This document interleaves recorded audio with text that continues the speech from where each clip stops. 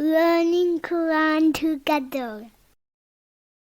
बिस्मिल्लाह अल्हम्दुलिल्लाह वस्सलातु वस्सलामु अला रसूलिल्लाह। सूरह यूसुफ आयत 53। वमा उबर्रियु नफ्सी, और मैं अपने नफ्स को बरी नहीं करती। इन्न नफ्सा, बिलाशुबा नफ्स, लअम्मारतुन, अलबत्ता बहुत हुक्म देने वाला है, बिस्सूई, बुराई का। अजीज़ मिस्र की बीवी ने एतराफ़ किया कि मैं अपने नफ्स को बरीउज़्ज़िम्मा करार नहीं देती। मैंने बुराई का इरादा किया, यूसुफ अलैहिस्सलाम को फुसलाने की कोशिश की, साजिशें की और उन्हें कैद खाने भिजवा दिया। यकीनन इंसानी नफ्स बुराई पर आमादा करता है। नफ्स अमारा से मुराद वो नफ्स है जो शहवात की तरफ माइल रहता है, यानी नफ्स इंसान को बहुत कसरत से बुराई और गुनाहों का हुक्म देता है। नफ्स शैतान की सवारी है और शैतान नफ्स के रास्ते से इंसान में दाखिल होता है। तफसीर सादी। नबी सल्लल्लाहु अलैहि वसल्लम ने सहाबा रज़ी अल्लाह तआला अन्हों से एक सवाल फरमाया कि ऐसे रफ़ीक के बारे में तुम्हारा क्या ख्याल है जिसका हाल ये हो कि अगर तुम उसका एजाज़ व इकराम करो, खाना खिलाओ, कपड़े पहनाओ तो वो तुम्हें बला और मुसीबत में डाल दे, और अगर तुम उसकी तौहीन करो, भूखा नंगा रखो तो तुम्हारे साथ भलाई का मामला करे।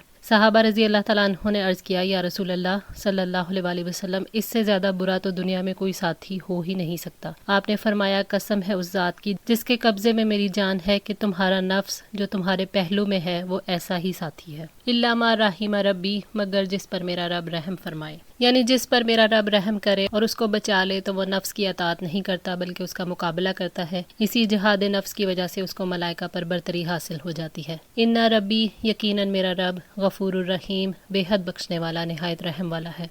जो भी कोई नादिम होकर रब के सामने झुक जाए वो उसे माफ़ फरमा देता है। वो गफूर है, तौबा करके लौट आने वाले को बख्श देता है। अल्लाह ताला उसकी तौबा कबूल करके और उसे नेक अमाल की तौफीक अता करके उस पर रहम करता है। वक़ौलल मालिकू, और बादशाह ने कहा, ऊतूनी बिही, उसको मेरे पास लाओ, अस्तखलिसहू, मैं उसे खालिस कर लूँ, लिनफ्सी, अपनी ज़ात के लिए। जब बादशाह पर यूसुफ अलैहिस्सलाम का इल्म और उनके किरदार की बुलंदी वाज़ेह हो गई तो उसने उन्हें बुलवाया ताकि वो उन्हें अपना ज़ाती मुशीर बना ले। शाह मिस्र ने यूसुफ अलैहिस्सलाम को इज़्ज़त और एहतराम के साथ लाने का हुक्म दिया। फलम्मा कल्लमहू, फिर जब उसने उससे बात की, कौला, तो कहा, इन्नकल यौमा, बिलाशुबा आप आज से, लदैना, हमारे यहाँ, मकीनुन अमीन, साहिब इक़्तिदार, अमानतदार हैं। शाह मिस्र ने जब यूसुफ अलैहिस्सलाम से गुफ्तगू की तो उसने यूसुफ अलैहिस्सलाम की दानाई और दूरंदेशी और उनके इल्म और हुस्न इखलाक को पहचान लिया, इसलिए उन्हें अपना ख़ास मुशीर बनाना चाहा। तो उसने यूसुफ अलैहिस्सलाम से कहा कि आप हमारे यहाँ इज़्ज़त और एहतराम वाले, बुलंद मर्तबा और मोतबर हैं। आप हमारी मुमलिकत के और राजों के अमीन हैं। कॉलेज अलनी, उसने कहा, मुकर्रर कर दीजिए मुझे, अला ख़ज़ाइनिल अर्दी, ज़मीन के ख़जानों पर, इन्नी हफीज़ुन अलीम, यकीनन मैं पूरी तरह हिफाजत करने वाला, खूब जानने वाला हूँ। यूसुफ अलैहिस्सलाम ने शाह मिस्र से कहा कि अगर आप मुझे अमीन और काबिल इज़्ज़त समझते हैं तो मुझे मुल्क के ख़जानों पर मुकर्रर कर दीजिए। मैं अमीन होने की वजह से अपनी इस जिम्मेदारी को पूरी अमानत के साथ अदा करूँगा। मैं ख़जानों की भी निगरानी करूँगा और अपने इल्म के मुताबिक ऐसी तदबीर करूँगा जिसकी वजह से कहत की तबाहियों से मिस्र को बचाए। इन्नी हफीज़ुन अलीम, यानी जिस चीज़ का आप मुझे निगरान बनाएंगे मैं उसकी हिफाजत करूँगा। यूसुफ अलैहिस्सलाम की तरफ से इस ओहदे का मुतालबा ओहदे की हिरस की वजह से नहीं था बल्कि नफ़ा आम में रग़बत की वजह से था।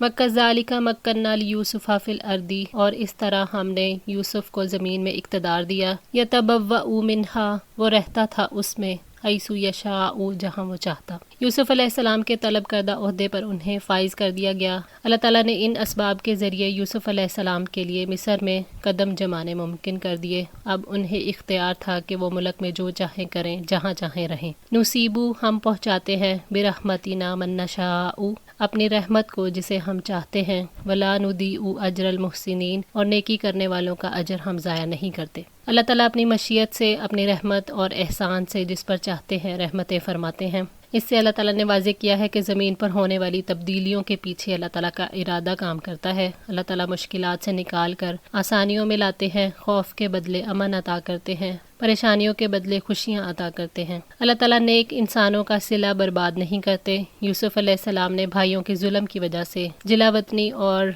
अजीज़ मिस्र की बीवी की वजह से कैद की ज़िंदगी पर सब्र से काम लिया। इसी सब्र की वजह से अल्लाह ताला ने उन्हें मिस्र पर हुक्मरान बनाया। अल्लाह ताला अपने मुखलिस बंदों का अजर ज़ाया नहीं करते और यूसुफ अलैहिस्सलाम का शुमार तो मुहसिनीन के सरदारों में होता है। वला अजरुल आखिरती, और यकीनन आखरत का अजर, खैरुन लिल्लज़ीना आमनू, उन लोगों के लिए बेहतर है जो ईमान लाए, वकानू यत्तकून, और अल्लाह ताला से डरते रहे। یعنی ایسے ایمان اور تقوی والے ہی آخرت میں بڑا انعام پائیں گے۔ دنیا میں اقتدار اور تصرف ملا اور آخرت میں جو کچھ ملے گا وہ بیان سے باہر ہے۔ یہ سب ان کے لیے جن لوگوں نے اللہ تعالیٰ کی وحدانیت کی تصدیق کی اور شرک سے بچتے رہے۔ مطلب یہ ہے کہ آدمی کو آخرت کی کامیابی کے لیے اصل کوشش کرنی چاہیے، کیونکہ دنیا کا جاہ و جلال اور عزت اور شہرت سب عارضی ہے اور آخرت کی نعمتیں ہمیشہ باقی رہنے والی ہیں۔ وجاء اخوۃ یوسف، اور یوسف کے بھائی آئے۔ یوسف علیہ السلام کے دور میں جب قحط کے دور کا آغاز ہوا تو فلسطین بھی اس کی لپیٹ میں آ گیا۔ قحط کا اثر کنعان کے شہروں پہ بھی پڑا جہاں یعقوب علیہ السلام رہتے تھے۔